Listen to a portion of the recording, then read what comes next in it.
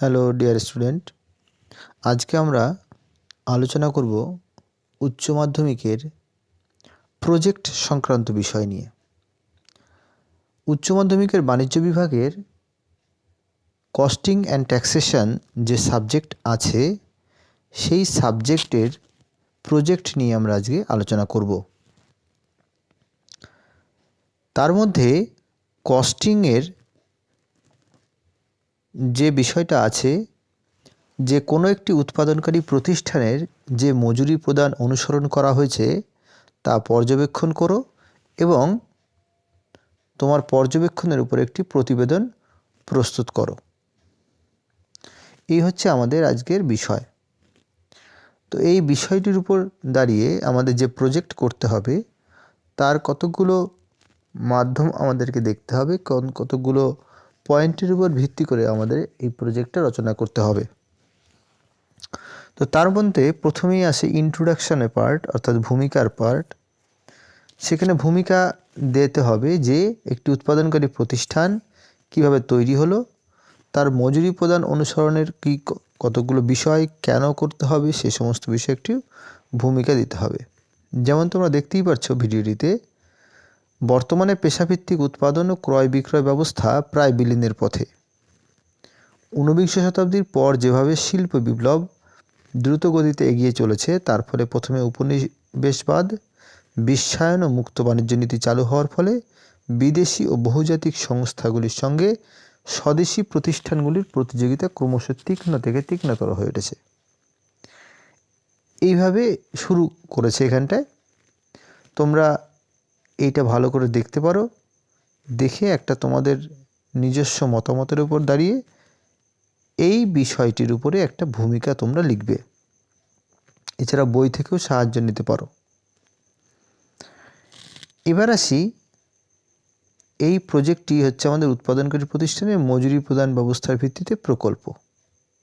তাহলে তার উদ্দেশ্যগুলো কী কী? Objectives of the preparation of a project on the basis of wages payment system of a manufacturing concern. এখানে কতগুলো পয়েন্টের উপর ভিত্তি করে উদ্দেশ্যগুলোকে বর্ণনা করা হয়েছে। মজুরি প্রদান পদ্ধতি সম্বন্ধে ব্যবহারিক জ্ঞান কীরকম, মজুরি প্রদান পদ্ধতি সম্বন্ধে প্রকৃত ধারণা, মজুরি প্রদান পদ্ধতির উপর নিয়ন্ত্রণ ব্যবস্থা,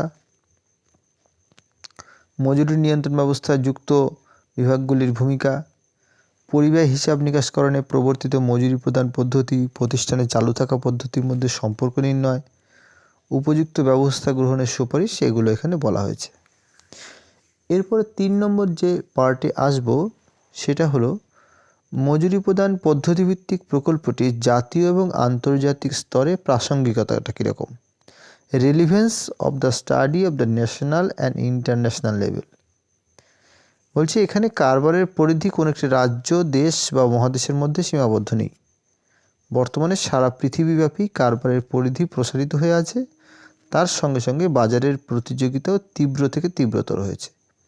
এই অবস্থায় তীব্র প্রতিযোগিতা থেকে কারবারকে বাঁচাতে হলে উৎপাদনের উন্নত প্রযুক্তি, দক্ষতা সম্পন্ন শ্রমশক্তি, উন্নত মানের কাঁচামাল সরবরাহ, উন্নত পরিকাঠামো প্রভৃতি সকল দেশেই সমানভাবে থাকে না। ফলে যে সকল দেশে উৎপাদনের উপকরণগুলি সহজলভ্য এবং উৎপাদন পরিকাঠামো খুবই উন্নত, তাদের উৎপাদিত পণ্য ব্যয় অনেক কম হয়ে যায়। বর্তমানে আমাদের দেশ থেকে বিদেশে রপ্তানি করা সম্ভব হলেও অধিকাংশ মূল্যবান দ্রব্যের জন্য পৃথিবীর বিভিন্ন দেশের উপরেই নির্ভর করতে হয়। এরকমভাবে এখানে বলা আছে, বর্তমানে উন্নত প্রযুক্তির প্রয়োগের ফলে মনুষ্য শক্তির নিয়োগ কমে যাচ্ছে। তা সত্ত্বেও মনুষ্য শক্তিকে বাদ দিয়ে কিন্তু আমরা কোনো প্রতিষ্ঠানই পরিচালনা করতে পারবো না।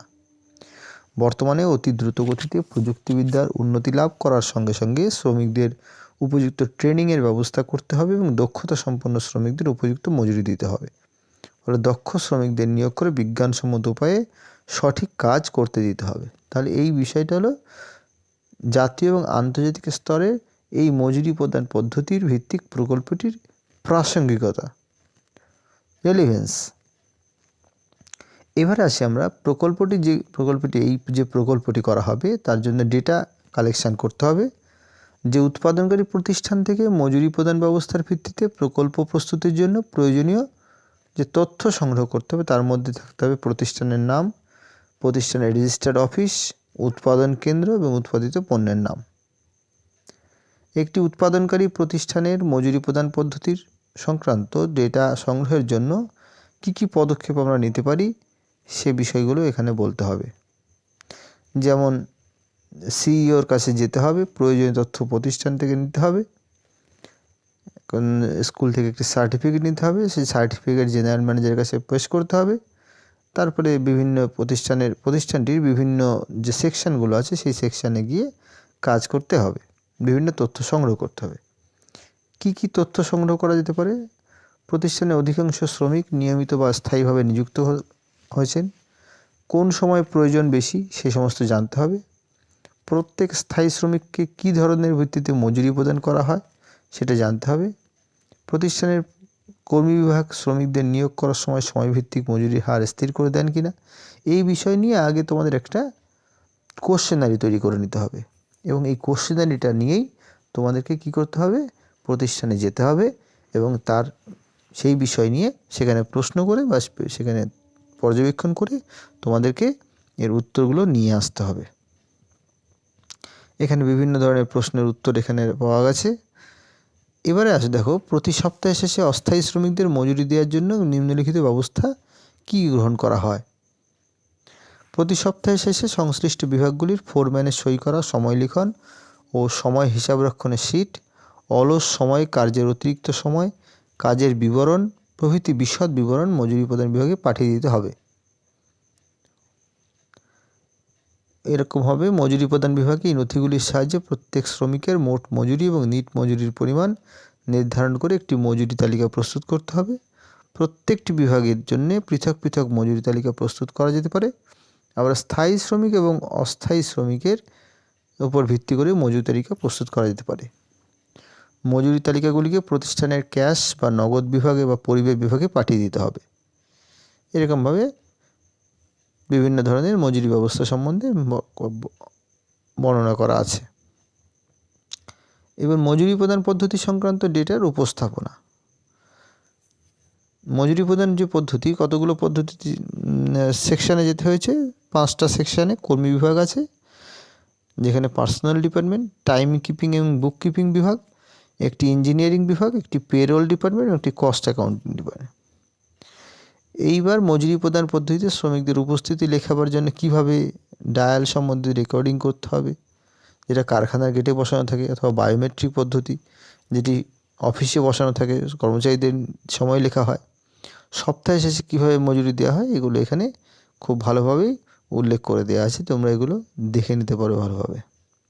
তবে এটা এইভাবেই দেখে দেখে লিখবে না, কপি করবে না, নিজেরা নিজেদের মতো করে তৈরি করে লিখবে। তথ্যের বিশ্লেষণ। উপরের তথ্যগুলি থেকে যেগুলো জানা যাচ্ছে সেগুলো হচ্ছে, উৎপাদনকারী প্রতিষ্ঠানটি মজুরি প্রদান পদ্ধতি বেশ সন্তোষজনক এবং বিজ্ঞানসম্মত। এখানে কোনো একটি বিভাগের এক বা একাধিক আধিকারিক দিয়ে শ্রমিকদের মজুরি দেওয়ার কাজ শেষ করা হয় না। উৎপাদনকারী প্রতিষ্ঠানের বিভিন্ন বিভাগের কর্মচারীগণ মজুরি প্রদান পদ্ধতিতে যুক্ত থাকার ফলে কারচুপির পরিমাণ হ্রাস পেয়ে যায়। এবার আসি সংক্ষিপ্তকরণ এবং উপসংহার। উৎপাদনকারী প্রতিষ্ঠানের মজুরি প্রদান ব্যবস্থা সন্তোষজনক হলেও কিছু ত্রুটি আছে, সেই ত্রুটিগুলোকে তোমাদেরকে খুঁজে বের করতে হবে, যে কী কী ত্রুটি আছে সেগুলো তোমাদেরকে বলতে হবে। এগুলো ভালো করে পড়ে নিয়ে দেখে নেবে। এবার মজুরি প্রদান পদ্ধতির প্রকল্পটির সীমাবদ্ধতা, অর্থাৎ এই যে প্রকল্পটি তোমরা করছে তার কিছু সীমাবদ্ধতা কী কী, যেমন শ্রমিকদের মজুরি প্রদান পদ্ধতি সম্পর্কে তথ্য সংগ্রহ করা হয়েছে, কিন্তু মজুরির হার, শ্রমিকদের দক্ষতার পরিমাপ, প্রণোদনামূলক ব্যবস্থা সম্বন্ধে কোনো তথ্য কিন্তু সংগ্রহ করা হয়নি। এই প্রকল্পটির ক্ষেত্রে শ্রমিকদের কার্যকলাপের উপর কীরকম নিয়ন্ত্রণ ব্যবস্থা আছে সে সম্বন্ধে কোনো তথ্য এইখানে সংগ্রহ করা হয়নি। অলস সময়ের কারণগুলি জানা যায়নি এবং সেগুলি প্রতিরোধের ব্যবস্থা রয়েছে সেগুলোও জানতে পারা যায়নি। এবার আসি প্রকল্পটির ব্যবহারিক প্রয়োগ, practical application of the project. এই প্রকল্পটি ভবিষ্যতে কীভাবে ব্যবহার করা যেতে পারে। কোনো প্রকল্পের ব্যবহারিক প্রয়োগের সার্থকতা থেকে প্রকল্পটির প্রয়োগযোগ্য বলে অনুমান করা হচ্ছে। এই উৎপাদনকারী প্রতিষ্ঠানের মজুরি প্রদান পদ্ধতিতে কোনো একজনের উপর তালিকা প্রস্তুত থেকে মজুরি দেওয়া পর্যন্ত সকল কাজের দায়িত্ব দেওয়া যাবে না। এই প্রকল্প থেকে বোঝা যাবে যে প্রতিষ্ঠানের কারচুপি ঠেকানো, শ্রমিকদের উপযুক্ত মজুরি দেয়া, সঠিক সময়ে মজুরি প্রদান ব্যবস্থা আছে বলেই শ্রমিক এবং মালিক সম্পর্ক ভালো আছে বলে ধরা হচ্ছে। এরকমভাবে ভবিষ্যতে কোনো অনুরূপ প্রকল্প তৈরির যদি কোনো সুযোগ থাকে সেগুলো বের করতে হবে। এছাড়াও আরও কতগুলো পয়েন্ট তোমরা লিখবে, যেমন একটি হলো বিবলিওগ্রাফি বা গ্রন্থপঞ্জি এবং আরও একটি হলো কৃতজ্ঞতা স্বীকার। এই পয়েন্টগুলো লিখবে। আমি এবার একটা প্রজেক্টের কপি তোমাদেরকে দেখাচ্ছি, সেটা দেখেও অনেকটা তোমরা বুঝতে পারবে যে কিভাবে প্রজেক্টটা তৈরি করতে হয় প্রথম পৃষ্ঠা থেকে শেষ পৃষ্ঠা পর্যন্ত। এবার একটা প্রজেক্ট দেখো, প্রজেক্টের প্রথম পৃষ্ঠা, এটা একটা প্রজেক্ট ওয়ার্কস অন কস্টিং, নাম, class, section, roll number, registration number, session. এটা হচ্ছে প্রথম পৃষ্ঠা গেল। দ্বিতীয় পৃষ্ঠাতে সূচিপত্র লিখবে। কোন পেজে কী আছে সূচিপত্র, ভূমিকা, প্রজেক্ট ওয়ার্কটির উদ্দেশ্য। মূলত এই পেজ নাম্বারটা বাঁ দিকে না লিখে ডান দিকে লিখতে হয়। এখানে যেভাবে আছে আমি দেখাচ্ছি তোমাদেরকে, তোমরা এটাকে পজ করে নিয়ে নিজেরা লিখেও নিতে পারো যে কোন কোন বিষয়গুলো লিখতে হবে। এখানে যেমন দেখো, ভূমিকা, প্রজেক্ট ওয়ার্কটির উদ্দেশ্য, তথ্য সংগ্রহ গৃহীত পদ্ধতি, কোশ্চেনারি, মালিকের কাছে কী কী প্রশ্ন করা হবে। 4 নম্বর হচ্ছে relevant wage cost related information collected, কী কী গৃহীত পদ্ধতি নেওয়া হবে, প্রতিবেদন প্রস্তুত কীভাবে করা হবে, মজুরি প্রদান সংক্রান্ত যাবতীয় সংখ্যাতত্ত্ব কীভাবে নির্ণয় করা হয়েছে, নির্ণীত সংখ্যাতত্ত্বের উপর ভিত্তি করে বিবরণী থেকে প্রাপ্ত তথ্যের সার্বিক বিশ্লেষণ। এরকমভাবে বিভিন্ন পয়েন্টের উপরে আলোচনা করা। রিসার্চ গ্যাপ, প্রস্তাবনা, ভবিষ্যতের প্রস্তাবনা যেগুলো তোমরা আগেই দেখলে, সীমাবদ্ধতা, উপসংহার, গ্রন্থপঞ্জি, কৃতজ্ঞতা স্বীকার। এগুলো প্রত্যেকটা আলাদা আলাদা হবে, উপসংহার আলাদা, গ্রন্থপঞ্জি আলাদা, পেজ আলাদা করে লিখতে হবে। এবার আসি পৃষ্ঠা নম্বর 3, মূল বিষয়, মেইন কন্টেন্ট, প্রজেক্টের ওয়ার্কের বিষয়বস্তু, subject matters of the project work. কোনো উৎপাদনকারী প্রতিষ্ঠান নির্বাচন, সেই প্রতিষ্ঠানটি গৃহীত মজুরি প্রদান ব্যবস্থার পর্যবেক্ষণ এবং সেই পর্যবেক্ষণের উপর ভিত্তি করে একটি প্রতিবেদন প্রস্তুত করতে হবে। এবারে আসি 4 নম্বর পৃষ্ঠা, ভূমিকা। তোমরা দেখেছো ভূমিকা আমরা বলেছি, এটাও তোমরা পড়ে দেখতে পারো। এখান থেকে ভূমিকা খুব সুন্দরভাবে লেখা আছে। শ্রমিকদের মজুরি প্রদান ব্যবস্থা এমন একটি প্রক্রিয়া যেখানে শ্রম সংক্রান্ত ব্যয়, মজুরি হলো উৎপাদন ব্যয়ের একটি গুরুত্বপূর্ণ অংশ। এই মজুরি প্রদান ব্যবস্থা যে কোনো উৎপাদনকারী প্রতিষ্ঠানের কাছে যথেষ্ট গুরুত্বপূর্ণ। এই কারণে যে মোট উৎপাদন ব্যয়ের একটি বড় অংশ এই শ্রম সংক্রান্ত ব্যয় ও এই মজুরি ব্যয় নিয়ন্ত্রণ করা না হলে প্রতিষ্ঠান উৎপাদন ব্যয় অনাবশ্যকভাবে বৃদ্ধি পেতে পারে। এরকমভাবে এখানে আলোচনা করা হয়েছে। এবার আসে প্রজেক্ট ওয়ার্কটির উদ্দেশ্য, objective of the project work. এখানেও পয়েন্ট আকারে করে অবজেক্টিভ এখানে আলোচনা করা হয়েছে। এবারে দেখো প্রজেক্টের আলোচনা করা হচ্ছে, এখানে উদ্দেশ্য সম্বন্ধে আলোচনা। এবার দেখো তথ্য সংগ্রহ ও গৃহীত পদ্ধতি, কালেকশন অফ ডেটা, মেথোডোলজি। ওখানেও যেমন দেখলে উৎপাদনকারী প্রতিষ্ঠানটির নাম, উৎপাদিত পণ্যের নাম, উৎপাদনকারী পণ্যের প্রকৃতি, উৎপাদনকারী প্রতিষ্ঠানের ঠিকানা, এগুলো এখানে দেয়া আছে। এবার কারখানাটির মালিকের কাছে যে সমস্ত প্রশ্ন বা কোশ্চেনারি জিজ্ঞাসা করতে হবে, সে জিজ্ঞাসা করে যে উত্তর পাওয়া যাবে সেগুলো তোমরা লিখবে। এই কোশ্চেনারিটা কোনো প্রতিষ্ঠানে যাওয়ার আগেই তোমরা তৈরি করে নেবে এবং এটি যাওয়ার আগে স্কুল থেকে একটি সার্টিফিকেট লিখিয়ে নিতে হয় এই কারণেই যে তুমি স্কুলের তরফ থেকে যাচ্ছ এটা জানানোর জন্যে। যেমন প্রতিষ্ঠানটি কবে স্থাপিত হয়েছিল, কারখানাটিতে কতজন শ্রমিক বর্তমানে কাজ করে, সপ্তাহে কত দিন কত ঘন্টা করে কাজ হয়, কী ধরনের মহিলা কর্মচারী আছে কি না, উপস্থিতির জন্য কী ধরনের সময় লিখন পদ্ধতি ব্যবহার করে, তার ডান দিকে তার উত্তরগুলো দেখো দেয়া আছে। কাজের মধ্যে কোনো বিশ্রাম বা অবসর নেওয়া হয় কি না, শ্রমিকরা এখন কেমন পণ্য উৎপাদন করছে, শ্রমিকরা দুটি করলে কী পদ্ধতি, ছুটি যদি করে তখন কী পদ্ধতি গ্রহণ করা হবে, এরকমভাবে এখানে উল্লেখ করা আছে। এবার গৃহীত পদ্ধতি। এই প্রজেক্টটি সম্পন্ন করার উদ্দেশ্যে যে সকল পদ্ধতি নিয়েছে সেগুলো কী কী? কারখানা ম্যানেজারের কাছ থেকে অনুমতি নিয়ে কারখানার শ্রমিকদের উপস্থিতি, নথিপত্র, মজুরি বাবদ সংক্রান্ত নথিপত্র, বিভিন্ন ধরনের সংগ্রহ এগুলো করেছে। বিভিন্ন শ্রমিকের কাছে গিয়ে কারখানা পরিদর্শনকালে বিভিন্ন তথ্য সংগ্রহ করেছে। সংগৃহীত তথ্যের উপর ভিত্তি করে প্রত্যেক শ্রমিকের মোট মজুরি এবং ঘণ্টা প্রতি মজুরি নির্ণয় করেছে। তার নির্দিষ্ট ছকের মাধ্যমে পরবেদ দেখাবে। প্রতিবেদন প্রস্তুত, প্রিপারেশন অফ রিপোর্ট। প্রতিবেদনের বিষয়টিকে 4টি ভাগে ভাগ করেছে। মজুরি প্রদান সংক্রান্ত যাবতীয় সংখ্যাতত্ত্বের নির্ণয়, সংখ্যাতত্ত্বের উপর ভিত্তি করে বিবরণী প্রস্তুত, বিবরণী থেকে প্রাপ্ত তথ্যের সার্বিক বিশ্লেষণ এবং বিশ্লেষণের মাধ্যমে প্রাপ্ত তথ্যগুলির উপর মন্তব্য। দেখো বিষয়টা এখানে খুব সুন্দরভাবে এটা করা আছে। মজুরি প্রদান সংক্রান্ত যাবতীয় সংখ্যাতত্ত্ব কীভাবে নির্ণয় করা হয়েছে দেখো, ভালো করে দেখে নাও। এখানে কতগুলো ওয়ার্কারের উপর আলাদাভাবে কাজ করেছে এখানে।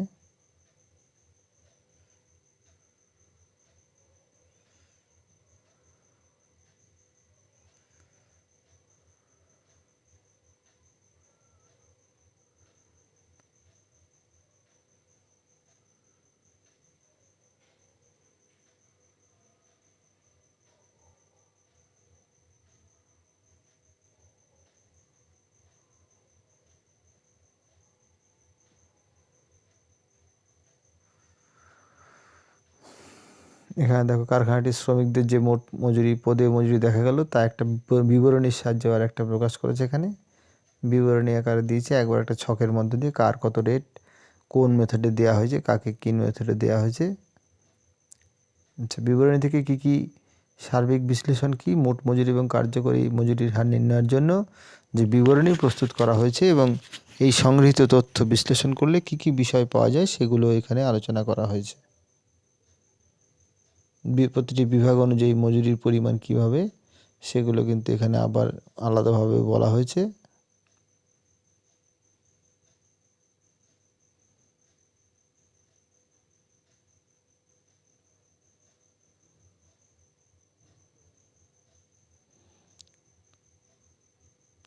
এখানে ডিরেক্ট ওয়েজেস এবং ইনডাইরেক্ট ওয়েজেসের মধ্যে পার্সেন্টেজের হারও বের করা হয়েছে আলাদাভাবে।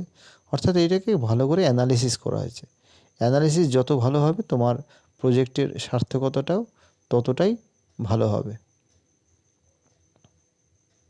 এখানে একটা চার্টের মধ্যে দিয়ে দেখিয়ে দিয়েছে, পাই চার্টের মধ্যে, যে কত পার্সেন্ট ডিরেক্ট ওয়েজেস এবং কত পার্সেন্ট ইনডাইরেক্ট ওয়েজেস। বিভিন্ন বিভাগের ভিত্তিতে মজুরি হার শতকরা তৈরি করেছে এখানে আবার আলাদাভাবে।